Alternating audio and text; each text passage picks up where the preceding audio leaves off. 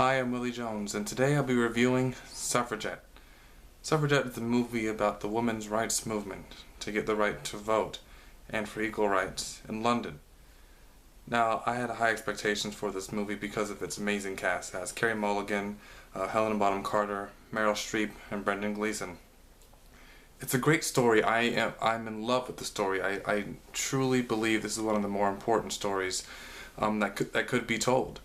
And it's amazing how it's so relevant today. And I thought, well, there's a woman writing it, there's a woman directing it, and there's a woman starring in it. It's really going to pack an emotional, impassioned punch.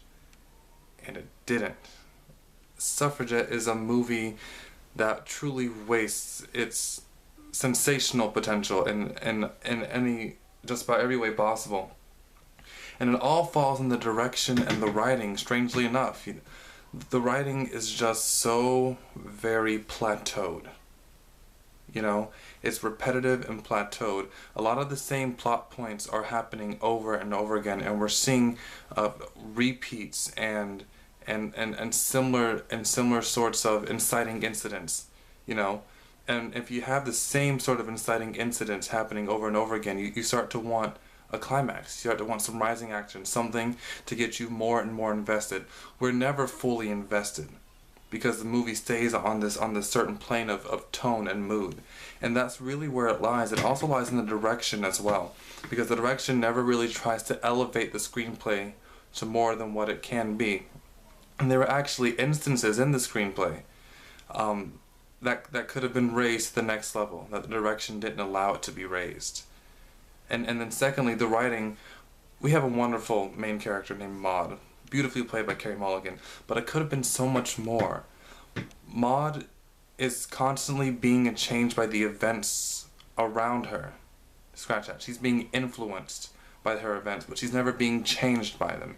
And that's the issue. Maud is the same in the beginning as she is in the end. I firmly believe that. Just because she starts to believe in something different and she starts to think a different way doesn't necessarily make her different. She's still reacting the same way to characters and treating them the same way and speaking to them in the same ways, which means she never really has that arc that she should have. And then lastly, Meryl Streep's in the movie for like 3 minutes. I know, I was pretty upset too. I mean, Meryl Streep is my favorite actor, my favorite actress.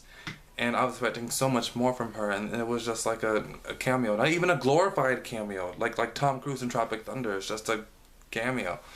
Anyway, that's not even the issue, you know. The issue lies in that the film never really takes it to the next level, to where we're truly walking out the theater saying, "Oh my God, let's do something.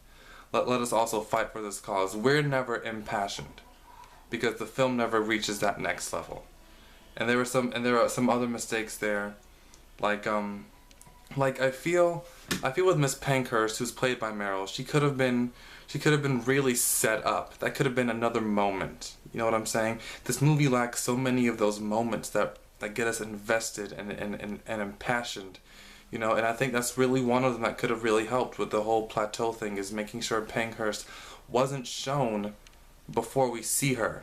Because we were constantly seeing her picture and constantly seeing her, her image before she really appears. And I think just hearing her name and hearing how much she means to the central point of this movie, and then working up to her appearance, would really have been more effective.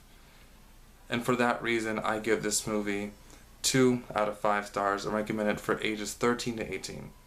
This is Willie Jones for Kids First. Thank you for watching.